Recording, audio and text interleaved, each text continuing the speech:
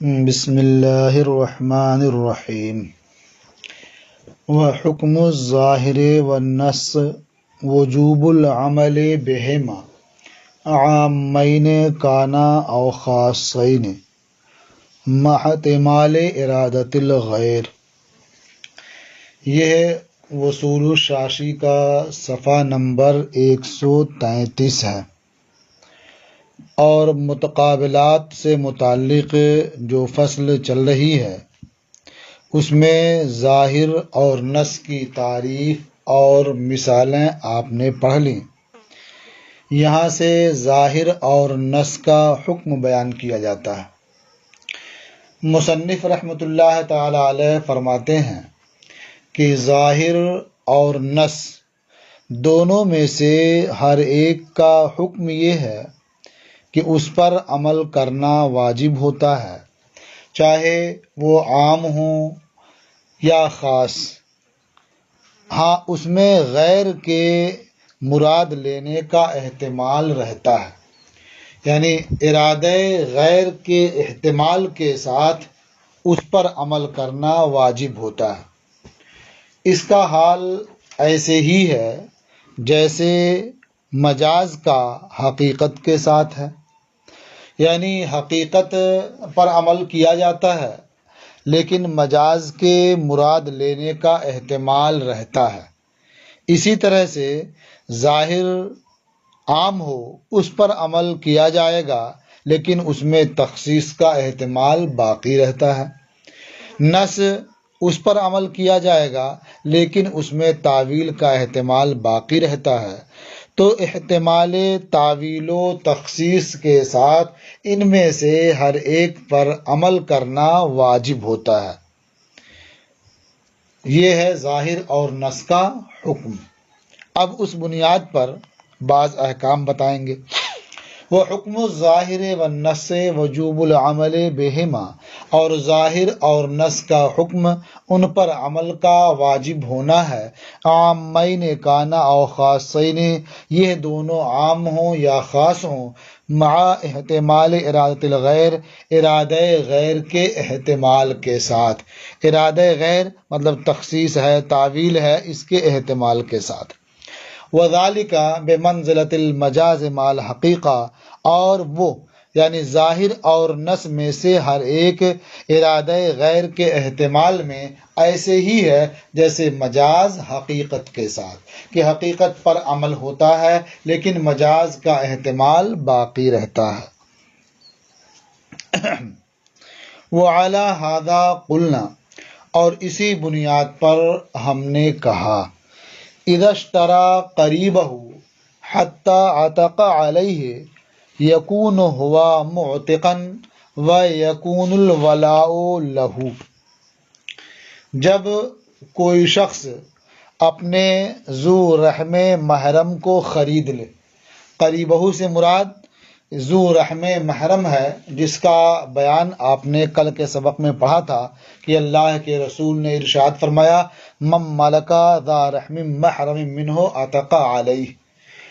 تو یہاں قریب سے مراد وہی ذو رحم محرم ہے۔ تو جب کوئی آدمی اپنے ذو رحم محرم کو خرید لے، مثلا بھائی کو، باپ کو یا بیٹے کو، تو ظاہر بات ہے وہ خرید لے گا تو وہ آزاد ہو جائے گا۔ تو اس صورت میں وہ خریدنے والا موتق ہوگا، یعنی آزاد کرنے والا قرار پائے گا، اگرچہ ذو رحم محرم کے آزاد ہونے میں اس نے کوئی کام نہیں کیا ہے، اس نے آزاد نہیں کیا ہے، بلکہ اس کے خریدنے کی وجہ سے اس کی ملکیت ثابت ہوتے ہی وہ خود بخود آزاد ہو گئے ہیں، لیکن پھر بھی خریدنے والے کو موتق کہا جائے گا، آزاد کہا جائے گا، اور ولا اس خریدنے والے کو ملے گا۔ ولا کا مطلب ہوا کہ جسے آزاد کیا گیا ہے اس کا مال، موتق کا مال یہ ولا ہوتا ہے۔ اگر کوئی اس کا وارث نہیں ہے، کوئی عصبہ نہیں ہے، اصحاب فرائض میں سے نہیں ہے، تو اس کا جو کچھ بھی مال ہوگا آزاد کرنے والا پائے گا۔ تو جو ولا ہے یعنی اس کا جو اس طرح کا بچا ہوا مال ہے وہ آزاد کرنے والا پائے گا۔ یہاں آزاد کرنے والا اس کا وہ قریبی عزیز ہے جس نے اسے خریدا ہے۔ وعلی ھذا قلنا، اور اسی بنیاد پر ہم نے کہا، اذا اشترى قریبہ حتی عتق علیہ، جب آدمی اپنے قریب یعنی ذو رحم محرم کو خرید لے یہاں تک کہ وہ اس پر آزاد ہو جائے، یکون ہوا موتقا، تو وہ خریدنے والا مالک یہ موتق ہوگا، وَيَكُونُ الْوَلَاءُ لَهُ، اور ولا جسے آزاد کیا گیا ہے یا اس صورت میں جو آزاد ہو گیا ہے اس کا ولا یہ اس کا مال آزاد کرنے والے کے لیے ہوگا، مشتری کے لیے ہوگا۔ تو اب دونوں کا حکم بیان کر دیا گیا، عام ظاہر کا بھی اور نص کا بھی، دونوں کا حکم ایک ہی ہے، لیکن یہ دونوں اگر باہم متعارض ہو جائیں تو پھر کیا ہوگا؟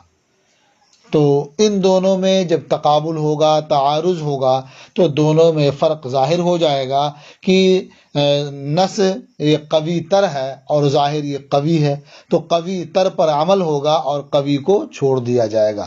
یعنی ظاہر اور نص میں اگر تعارض ہو، دونوں پر عمل نہ کیا جا سکے، تو ایسی صورت میں نص پر عمل ہوگا اور ظاہر کو ترک کر دیا جائے گا۔ اب اس کی مثال نیچے آپ دیکھیں، وَإِنَّمَا يَظْهَرُ التَّفَاؤُتُ بَيْنَهُمَا عِنْدَ الْمُقَابَلَةِ، اور ان دونوں کے درمیان یعنی ظاہر اور نص کے درمیان تفاوت اور فرق یہ ظاہر ہوگا مقابلے کے وقت، یعنی جب ظاہر اور نص میں تقابل ہو، تعارض ہو، تو فرق ظاہر ہوگا، کیونکہ جو اعلیٰ ہوگا، جو قوی تر ہوگا اسے مقدم رکھا جائے گا، اور جو ادنا ہوگا اس سے کمزور ہوگا اسے کیا ہے، ترک کر دیا جائے گا۔ وَلِهَذَا لَوْ قَالَ طَلِّقِي نَفْسَكِ، اور اسی لیے یعنی دونوں کے درمیان تفاوت ہے، اسی بنیاد پر یہ مسئلہ سامنے آیا کہ اگر شوہر نے اپنی بیوی سے کہا طَلِّقِي نَفْسَكِ، تو اپنے آپ کو طلاق دے لے، گویا شوہر نے طلاق اسے تفویض کر دی، فقالت، تو یہ سن کر کے عورت نے کہا ابنتو نفسی، میں نے اپنے آپ کو بائنا کر لیا۔ تو اب آپ دیکھیں ابنتو نفسی کا ظاہر کیا ہے کہ طلاق بائن واقع ہو، کیونکہ اس نے ابنتو نفسی کہا، طلقتو نفسی نہیں کہا بلکہ ابنتو نفسی کہا، تو ظاہر ہے کہ طلاق بائن واقع ہو، لیکن یہ نص ہے طلاق یعنی مطلقاً طلاق کے بارے میں، اور اس کا تقاضا ہے طلاق رجعی۔ وہ کیسے؟ اس لیے کہ ابنتو نفسی یہ جواب ہے طلقی نفسکے کا، اور جو جواب ہوتا ہے وہ سوال کے مطابق ہوتا ہے، تو جو اس نے طلقی نفسکے کہا ہے تو اس میں جو اختیار دیا ہے، جو تفویض ہوئی ہے، یہ طلاق رجعی کا اختیار دیا گیا ہے، اسی کی تفویض ہوئی ہے، اور اسی کے جواب میں اس نے ابنتو نفسی کہا، تو معلوم ہوا کہ جس کی تفویض ہوئی ہے اسی پر اس نے عمل کیا، تو اس لیے یہ نص ہے طلاق میں اور ظاہر ہے بینونت میں، دونوں میں تعارض ہوا تو یہاں طلاق رجعی واقع ہوگی، طلاق بائن واقع نہیں ہوگی۔ وَلِهَذَا لَوْ قَالَ لَهَا طَلِّقِي نَفْسَكِ، اور اس لیے اگر مرد نے اپنی بیوی سے کہا طلقی نفسک، تو اپنے آپ کو طلاق دے لے، تو اس عورت نے کہا ابنتو نفسی، میں نے اپنے کو بائنا کر لیا، یقع الطلاق رجعیا، طلاق رجعی واقع ہوگی، لأن ھذا نص فی الطلاق، اس لیے کہ عورت کا قول ابنتو نفسی یہ طلاق کے سلسلے میں نص ہے، ظاہر فی البینونت، اور بینونت کے حق میں یہ ظاہر ہے، فیترجح العمل بالنص، تو نص پر عمل کو ترجیح ہوگی، نص پر عمل یہ راجح ہوگا اور ظاہر کو ترک کر دیا جائے گا۔ یہ ایک مثال ہو گئی، تعارض ہوا تو جو اعلیٰ ہے قوی تر ہے یعنی نص اس پر عمل کیا گیا اور ظاہر کو ترک کر دیا گیا۔ اب اسی کی دوسری مثال، وَكَذَلِكَ قَوْلُهُ علیہ السلام لِأَهْلِ عُرَيْنَةَ اشربوا من ابوالها وَأَلْبَانِهَا، اور یوں ہی نبی کریم علیہ السلام کا ارشاد اہل عرینہ کے لیے کہ ان کے پیشاب اور دودھ پیو۔ واقعہ کیا ہے کہ عرینہ کے کچھ لوگ مدینہ منورہ آئے تو وہاں کی آب و ہوا انہیں راس نہیں آئی، بیمار ہو گئے، ان کے رنگ پیلے پڑ گئے اور پیٹ پھول گئے۔ تو نبی کریم صلی اللہ تعالی علیہ وسلم نے ان کے حق میں ارشاد فرمایا کہ تم لوگ مدینہ شہر سے باہر چلے جاؤ جہاں صدقے کے اونٹ رہتے ہیں، وہاں جاؤ، ان کا پیشاب اور دودھ یہ دونوں ملا کر کے پیو۔ وہ وہاں گئے اور انہوں نے ایسا کرنا شروع کیا تو اس کی وجہ سے وہ ٹھیک ہو گئے، ان کے جو پیٹ پھول گئے تھے وہ بھی اپنی حالت پر آ گئے، رنگ جو بدل گئے تھے وہ بھی ٹھیک ہو گئے، گویا وہ صحت مند ہو گئے۔ باقی آگے اور بھی کچھ ان سے متعلق مسائل ہیں، وہ جو یہاں اس کی ضرورت نہیں ہے، اس لیے نفس واقعہ بیان کر دیا صرف۔ تو حضور نے ارشاد فرمایا اہل عرینہ سے اشربوا من ابوالہا والبانہا، یعنی تم لوگ صدقے کے جو اونٹ ہیں ان کا پیشاب اور دودھ یہ پیو۔ نص فی بیان سبب الشفا، تو یہ قول سبب شفا کے بیان میں نص ہے، یعنی یہ حضور نے ارشاد کیوں فرمایا تھا؟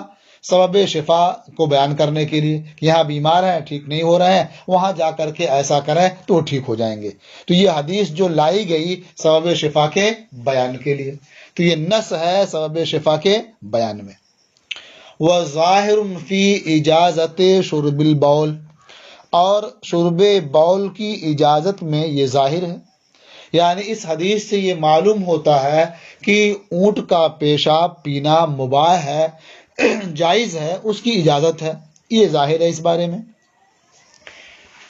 تو یہاں اس حدیث میں دو چیزیں ہوئیں کہ یہ نص ہے سبب شفا کے بیان میں، اور ظاہر ہے شرب بول کی اباحت میں، اجازت میں۔ یہ ایک قول ہوا نبی کریم علیہ السلام کا۔ وقوله علیہ السلام استنزہوا من البول فإن عامۃ عذاب القبر منہ، اور نبی کریم علیہ السلام کا ایک ارشاد ہے، حضور نے فرمایا کہ پیشاب کے چھینٹوں سے بچو، کیونکہ اکثر عذاب قبر اسی سے ہوتا ہے، یعنی پیشاب کے چھینٹوں سے نہ بچنے کی وجہ سے اکثر عذاب قبر ہوتا ہے۔ تو اس حدیث سے کیا سمجھ میں آیا؟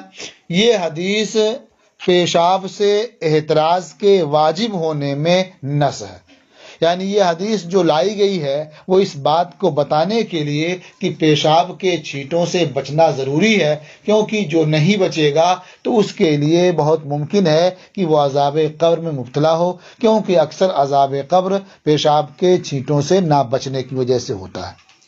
تو یہ حدیث نص ہے پیشاب سے احتراز کے واجب ہونے میں۔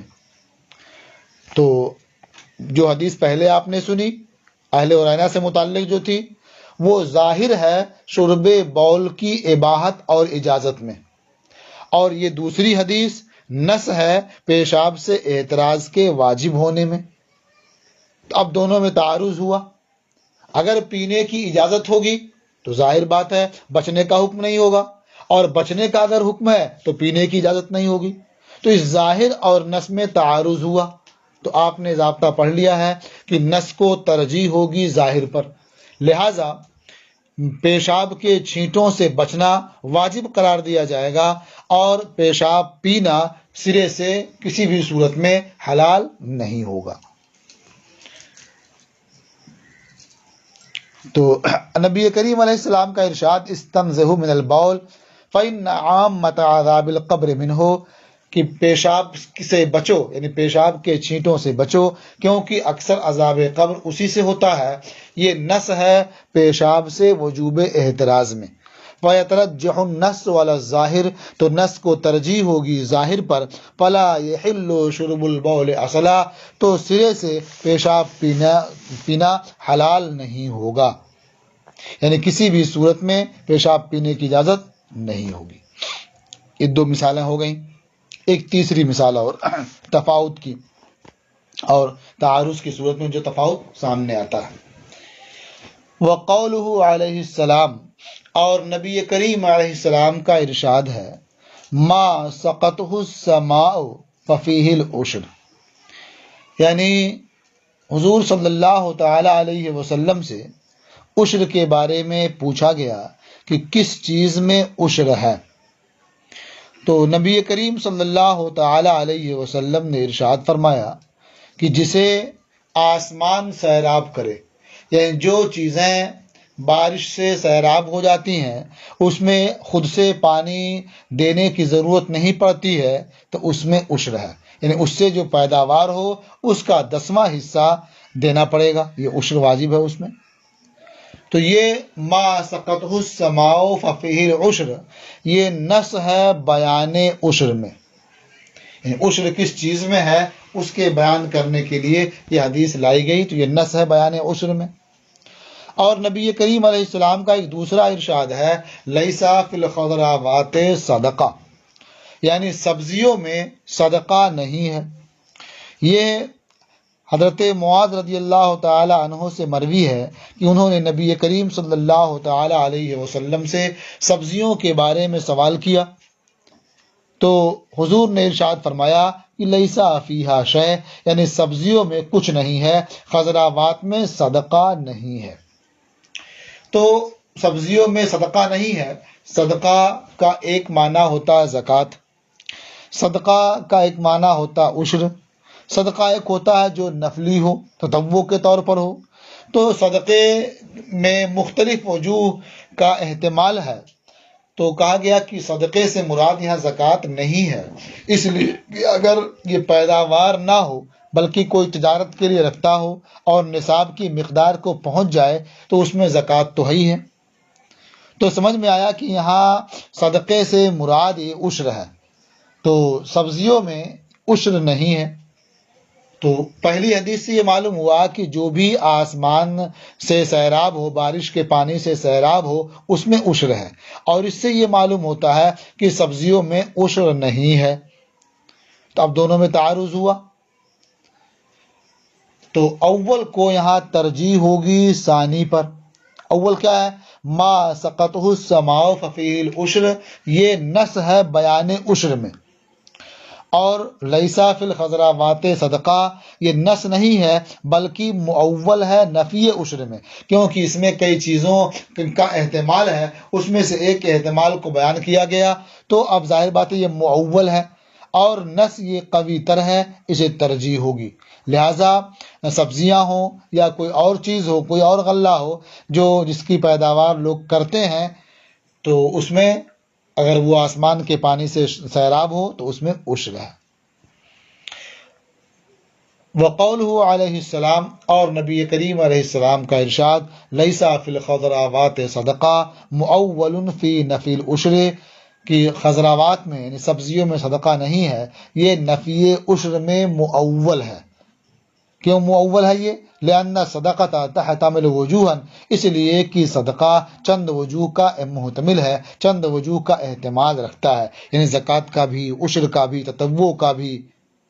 تو یہاں تعویل کے ذریعہ عشر کی نفی مراد دی گئی، جو ظاہر بات یہ نص یہ کمزور ہے، فَيَتَرَجَّحُ الْأَوَّلُ عَلَى الثَّانِي، تو یہاں اول کو یعنی نص کو ترجیح ہوگی ثانی پر، یعنی جو نفی عشر ہے اس پر کیا اسے ترجیح ہوگی۔